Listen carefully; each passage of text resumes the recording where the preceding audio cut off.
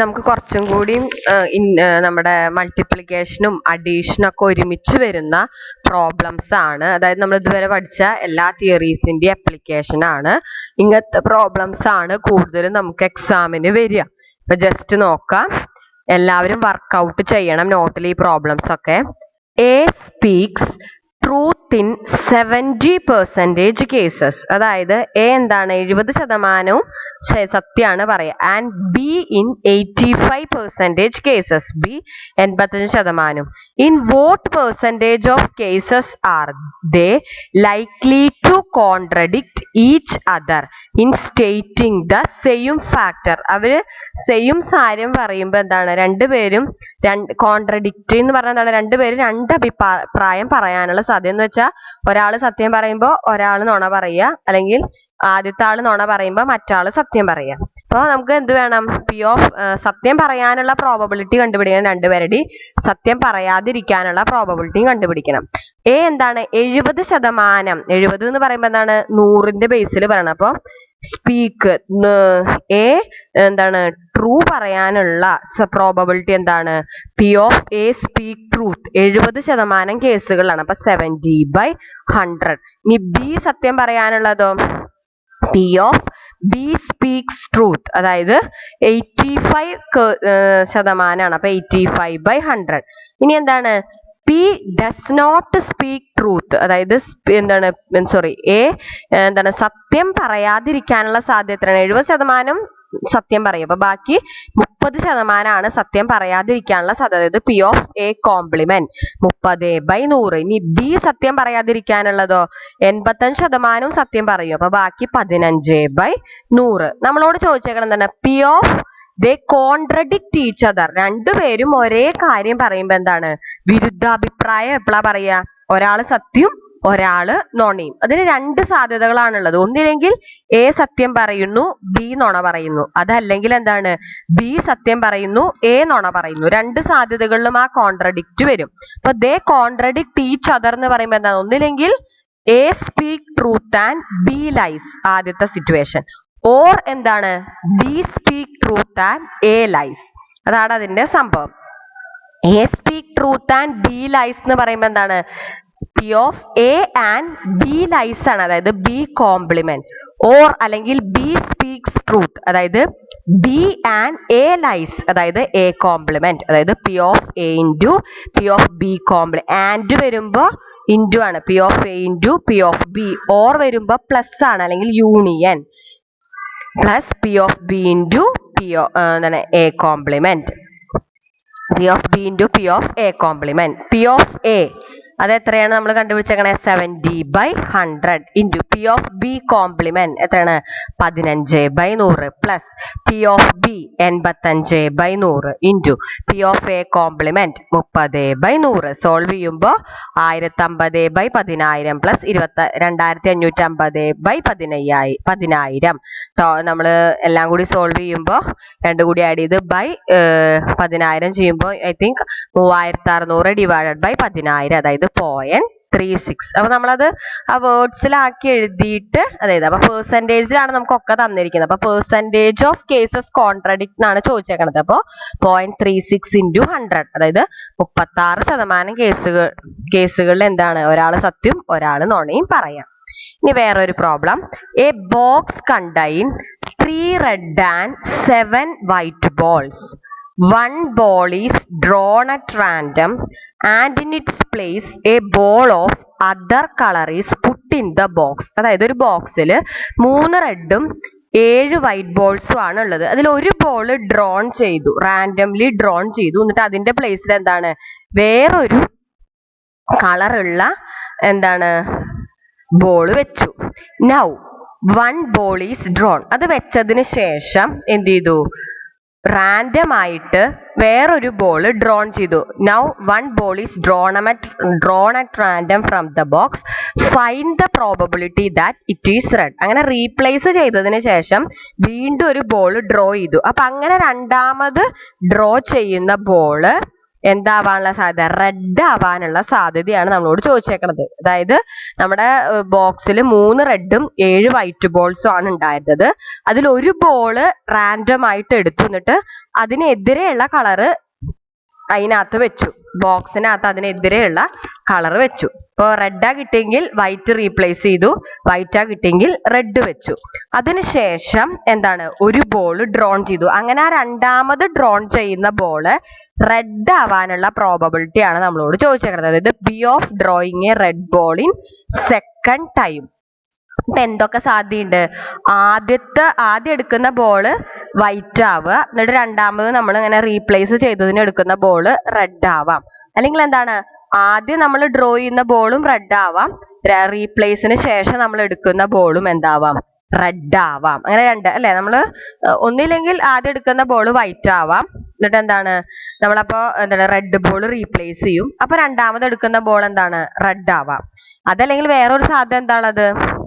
ആദ്യം എടുക്കുന്ന ball red, അപ്പൊ നമ്മൾ വൈറ്റ് ബോൾ റീപ്ലേസ് ചെയ്യും, രണ്ടാമത് എടുക്കുന്ന ബോൾ വീണ്ടും റെഡ് ആവാം. അങ്ങനെ 2 തരത്തിലാണ് റെഡ് ആവാനുള്ള സാധ്യത. നമ്മളോട് ചോദിക്കുന്നത് രണ്ടാമത് എടുക്കുന്ന ബോൾ റെഡ് ആവാനുള്ള സാധ്യതയാണ്. അപ്പൊ എന്താണ്, ആദ്യം P of drawing A white ball first time and then red ball second time. അത് സംഭവിക്കുക, ആദ്യം എടുക്കുന്ന ബോൾ വൈറ്റ്, രണ്ടാമത് എടുക്കുന്ന ബോൾ റെഡ്. അതല്ലെങ്കിൽ എന്താണ്, ആദ്യം എടുക്കുന്ന ബോളും red, drawing A red ball first time, രണ്ടാമത് എടുക്കുന്നത് എന്ത്? റെഡ്. അപ്പൊ എന്താണ്, അങ്ങനെ drawing A white ball first time. അങ്ങനെ വൈറ്റ് ബോൾ എടുക്കാനുള്ള ആദ്യത്തെ ടൈമിൽ വൈറ്റ് ബോൾ എടുക്കാനുള്ളതിന് നമ്മൾ ഏതും, രണ്ടാമത്തെ ടൈമിൽ റെഡ് ബോൾ എടുക്കാനുള്ളതിന് നമ്മൾ ബി എന്നും കൊടുത്തു. അതുപോലെ ആദ്യത്തെ ടൈമിൽ റെഡ് ബോൾ എടുക്കുന്നതിന് നമ്മൾ സി എന്നും, രണ്ടാമത്തെ ടൈമിൽ റെഡ് ബോൾ എടുക്കുന്നതിന് നമ്മൾ ഡി എന്നും കൊടുത്തു. അപ്പൊ നമുക്ക് ആദ്യം പി ഓഫ് ഡ്രോ, അപ്പൊ ഇങ്ങനെയാണ് വരിക. ആദ്യം വൈറ്റ് എടുത്തു ആൻഡ് റെഡ് എടുത്തു, അല്ലെങ്കിൽ എന്താണ്, ആദ്യം റെഡ് എടുത്തു ആൻഡ് വീണ്ടും റെഡ് എടുത്തു. ഇങ്ങനെയുള്ള സാധ്യതയാണുള്ളത്. അപ്പോൾ ആദ്യം വൈറ്റ് ബോൾ എടുക്കാനുള്ള സാധ്യത, എത്ര വൈറ്റ് ബോൾ ആണുള്ളത്? 7 വൈറ്റ് ബോൾസ് ആണ് ഉള്ളത്. മൊത്തം എത്ര ബോൾ ഉണ്ട്? 10 ബോൾ ആണ് ഉള്ളത്. അപ്പൊ വൈറ്റ് ബോൾ എടുക്കാനുള്ള സാധ്യത എത്രയാണ്? 7/10. പിന്നെന്താണ്, അപ്പൊ 7/10. അപ്പൊ P of A and B or C and D. അപ്പൊ P of A and B എന്ന് പറയുമ്പോൾ P of A into P of B plus P of C into P of D. അപ്പൊ പി ഓഫ് എ 7/10. പിന്നെ നമ്മളോട് and then a red ball. അപ്പൊ ആദ്യം white ball ആണ് എടുക്കുന്നതെങ്കിൽ നമ്മൾ എന്ത് വെക്കും? അതിനകത്ത് ഒരു റെഡ് ബോൾ, എതിർ കളറുള്ള ബോൾ റീപ്ലേസ് ചെയ്യുന്ന പറഞ്ഞേക്കണം. അപ്പൊ നമ്മൾ എന്ത് ചെയ്യും? വൈറ്റ് ബോൾ ആണ് എടുത്തെങ്കിൽ നമ്മൾ എന്ത് ചെയ്യും? ആ ബോക്സിനകത്ത് ഒരു റെഡ് ബോൾ ഇടും. അപ്പൊ അവിടെ ടോട്ടൽ നമ്പർ 10 ആവും. അപ്പൊ എന്താണ്, റെഡ് ബോളിന്റെ എണ്ണം എന്താവും? 4 ആവും. 3 റെഡ് ബോൾ ആണ് ആ ബോക്സിൽ ഉള്ളത്. പക്ഷെ നമ്മൾ ആദ്യത്തെ ടൈം എടുക്കുന്ന ബോൾ വൈറ്റ് ആണെങ്കിൽ നമ്മൾ എന്ത് ചെയ്യും? എതിർ കളറാണ് ബോക്സിനകത്ത് ഇടുന്നത്. വൈറ്റ് അല്ലെങ്കിൽ പിന്നെ എന്താ, റെഡ് ഇടും. അപ്പൊ റെഡിന്റെ എണ്ണം എന്താവും? 3 എന്നുള്ളത് 4 ആവും. അപ്പൊ ആദ്യത്തെ ടൈം വൈറ്റ് എടുത്തു കഴിഞ്ഞു, അപ്പൊ വൈറ്റ് ബോൾ മാറ്റി വെച്ചു. അപ്പൊ ആ ബോക്സിൽ ബാക്കി 9 ബോൾ ഉണ്ടാവും. നമ്മൾ എന്ത് ചെയ്തു? ആദ്യത്തെ ടൈം വൈറ്റ് ആണെങ്കിൽ രണ്ടാമത് നമ്മൾ എന്ത് ചെയ്യും? റെഡ് ബോൾ ഇടും. അപ്പൊ ആ ബോക്സിനകത്ത് 10 ബോൾ ആവും. റെഡ് ബോൾ റീപ്ലേസ് ചെയ്യുമ്പോ അപ്പൊ 10 ബോളിൽ 6 ബോൾ വൈറ്റ് ആണ് അല്ലെ, 4 ബോൾ എന്താണ്? റെഡ് ആണ്. ആ ബോക്സിനകത്ത് 7 വൈറ്റും 3 റെഡ് ആണ് ഉണ്ടാവുക. അപ്പൊ നമ്മൾ ആദ്യം വൈറ്റ് ബോൾ ആണ് എടുക്കുന്നതെങ്കിൽ എടുത്തു മാറ്റിയാൽ അതിനകത്ത് എന്താവും? 6 വൈറ്റും 3 റെഡും ആവും. അങ്ങനെ 9 ബോൾ. നമ്മൾ എടുത്തതിന്റെ എതിർ കളറാണ് ബോക്സിലേക്ക് ഇടുന്നത്. അപ്പൊ നമ്മൾ വീണ്ടും അതിനകത്ത് റെഡ് ബോൾ ഇട്ടാൽ മൊത്തം 10 ബോൾ ആവും. റെഡ് ബോൾ എത്ര ഉണ്ടാവും? 4 ഉണ്ടാവും. അപ്പൊ രണ്ടാമത് റെഡ് എടുക്കാനുള്ള പ്രോബബിലിറ്റി എന്താണ്? 4/10 ആണ്, ഇവിടെ റീപ്ലേസ്മെന്റ് ഉള്ള കാരണം. പിന്നെ അടുത്ത എന്താണ്? ഓർ എന്ന് പറയുമ്പോൾ പ്ലസ്. അതാണ് drawing A red ball first time. ആദ്യത്തെ പ്രാവശ്യം റെഡ് ബോൾ എടുക്കാനുള്ള സാധ്യത എന്താണ്? 3 എണ്ണം തന്നെയാണുള്ളൂ. അപ്പൊ 3 എണ്ണത്തിൽ ഒരെണ്ണം എടുത്തു. അപ്പൊ 3/10. മൊത്തം 10 എണ്ണം ഉള്ളത് 3/10 ഇൻറ്റു എന്താണ്? Then drawing A red ball. ഇവിടെ 10 ബോളാണ് ഉണ്ടായിരുന്നത്. നമ്മൾ എന്ത് ചെയ്തു? 7 വൈറ്റും 3 റെഡും. അതിൽ ആദ്യം എടുത്തപ്പോ റെഡ് ആണ് കിട്ടിയത്. അപ്പൊ റെഡ് മാറ്റി. അപ്പൊ 2 റെഡായി. നമ്മൾ റെഡ് എടുത്ത കാരണം എന്താണ്? പ്രാവശ്യം ഇടുക എതിർ കളർ ബോൾ ആണ്. അപ്പൊ വൈറ്റ് ബോൾ ആണ് ഇടുക. അപ്പൊ രണ്ടാമത് റെഡ് കിട്ടാനുള്ള സാധ്യത അവിടെ ബാക്കി എത്ര റെഡ് ഉള്ളൂ? 2 എണ്ണം ഉള്ളൂ. അപ്പൊ 2/10. സോൾവ് ചെയ്യുമ്പോൾ 7/10 ഇൻറ്റു 4/10 28/100 പ്ലസ് 3/10 ഇൻറ്റു 2/10 6/100 സോൾവ് ചെയ്യുമ്പോൾ 34/100. നമ്മളത് പ്രോബബിലിറ്റി കാണുമ്പോൾ ഒന്നില്ലെങ്കിൽ 0.34 എന്ന് എഴുതിയാൽ മതി, അല്ലെങ്കിൽ 17/50 എന്ന് എഴുതാം. അപ്പൊ ക്ലിയർ ആയിരുന്നു. ഇവിടെ റീപ്ലേസ്മെന്റ് ഉണ്ട്. അപ്പൊ നമ്മളോട് രണ്ടാമത്തെ പ്രാവശ്യം റെഡ് ബോൾ കിട്ടാനുള്ള സാധ്യത ചോദിച്ചത്. അപ്പൊ അതിന് രണ്ട് സാധ്യതയാണ്. ആദ്യത്തെ പ്രാവശ്യം വൈറ്റ് എടുത്തിട്ട് രണ്ടാമത് റെഡ് എടുക്കുക, അല്ലെങ്കിൽ ആദ്യത്തെ പ്രാവശ്യം റെഡ് എടുക്കുക രണ്ടാമത് റെഡ് എടുക്കുക. അങ്ങനെ രണ്ട് സാധ്യതകളാണ് അവിടെ ഉള്ളത്. ഇനി അടുത്ത ക്വസ്റ്റ്യൻ നോക്കാം. 20% of all students in a university are graduates and 80% are undergraduates. ഒരു യൂണിവേഴ്സിറ്റിയിൽ 20% കുട്ടികളും എന്താണ് ഗ്രാജുവേറ്റ്സ് ആണ്, 80% അണ്ടർ ഗ്രാജുവേറ്റ് ആണ്. The probability that graduate student is married is 0.50. അതായത് ഗ്രാജുവേറ്റ് സ്റ്റുഡന്റ് മാരീഡ് ആവാനുള്ള പ്രോബബിലിറ്റി 0.50 ആണ്. And the probability that an undergraduate student is married is 0.10.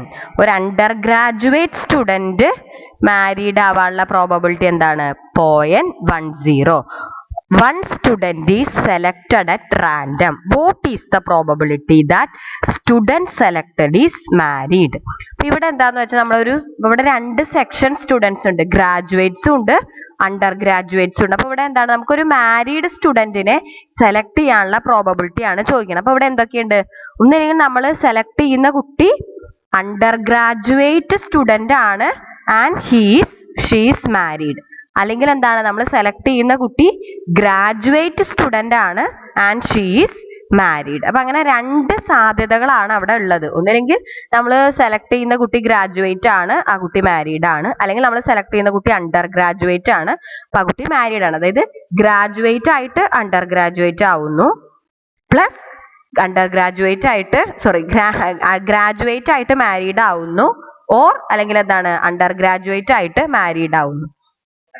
അതാണ് നമ്മളോടുള്ള ചോദ്യം. അതായത് രണ്ട് സെക്ഷൻ നമ്മളോടുള്ള ചോദ്യം സ്റ്റുഡന്റ് സെലക്ട് ചെയ്യുന്നത് മാരീഡ് ആവാനുള്ള പ്രോബബിലിറ്റി ആണ്. അപ്പൊ ഇവിടെ രണ്ട് വിഭാഗം സ്റ്റുഡൻസ് ആണുള്ളത്. ഒന്നില്ലെങ്കിൽ നമ്മൾ എടുക്കുന്ന കുട്ടി ഒരു ഗ്രാജുവേറ്റ് സ്റ്റുഡന്റ് ആവാം ആൻഡ് ഹീസ് മാരീഡ്, നമ്മളോട് മാരീഡ് ആവാനുള്ള കുട്ടിയുടെ പ്രോബബിലിറ്റി ചോദിക്കണം. അല്ലെങ്കിൽ നമ്മൾ എടുക്കുന്ന സ്റ്റുഡന്റ് ഉണ്ടാവാം അണ്ടർ ഗ്രാജുവേറ്റ് സ്റ്റുഡന്റ് ആവാം ആൻഡ് ഹീസ് മാരീഡ് ആവാം. അപ്പോൾ നമ്മൾ ഗ്രാജുവേറ്റ് സ്റ്റുഡന്റിനെ സെലക്ട് ചെയ്യാനുള്ള പ്രോബബിലിറ്റിനെ എ എന്ന് കൊടുക്കുന്നു. മാരീഡ് ആയിട്ടുള്ള ഒരു ഗ്രാജുവേറ്റ് സ്റ്റുഡന്റിനെ സെലക്ട് ചെയ്യാവുന്നതിന് നമ്മൾ എന്ത് കൊടുക്കുന്നു? ബി കൊടുക്കുന്നു. അണ്ടർ ഗ്രാജുവേറ്റ് സ്റ്റുഡന്റിനെ സെലക്ട് ചെയ്യാനുള്ള പ്രോബബിലിറ്റിക്ക് നമ്മൾ സി കൊടുക്കുന്നു. ഒരു മാരീഡ് ആയിട്ടുള്ള അണ്ടർ ഗ്രാജുവേറ്റ് സ്റ്റുഡന്റിനെ സെലക്ട് ചെയ്യാനുള്ളതിനെ നമ്മൾ എന്ത് കൊടുക്കുന്നു? ഡി കൊടുക്കുന്നു. അപ്പൊ നമ്മുടെ എന്താണ്, graduate student is selected and he is married. അതായത് P of A intersection B, graduate ആവണം മാരീഡ് ആവണം. ഓർ എന്ന് പറയുമ്പോൾ union, under graduate student is selected and he is married, under graduate student നമ്മൾ സി കൊടുക്കുന്നു, ഇന്റർസെക്ഷൻ ഡി.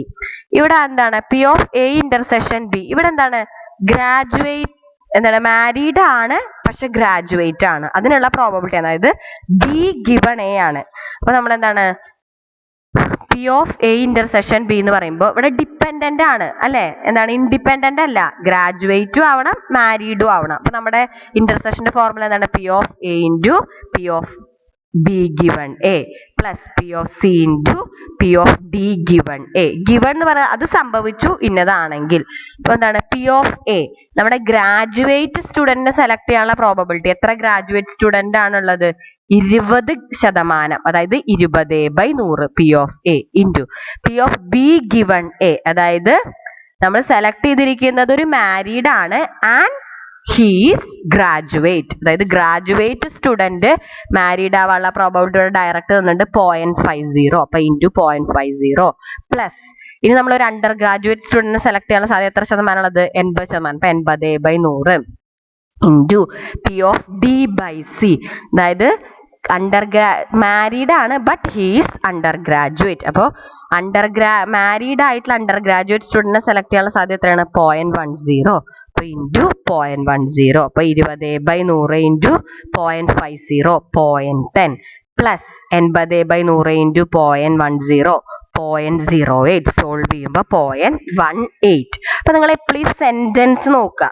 ഇങ്ങനെ sentence എഴുതിയിട്ട് അതിനനുസരിച്ചുള്ള പ്രോബബിലിറ്റീസ് ഇവിടുന്ന് കണ്ടുപിടിച്ചിട്ട് എഴുതുക. അപ്പൊ വർക്കൗട്ട് ചെയ്യുക. അപ്പൊ താങ്ക് യു. എന്തെങ്കിലും ഡൗട്ട്സ് ഉണ്ടെങ്കിൽ ചോദിക്കുക.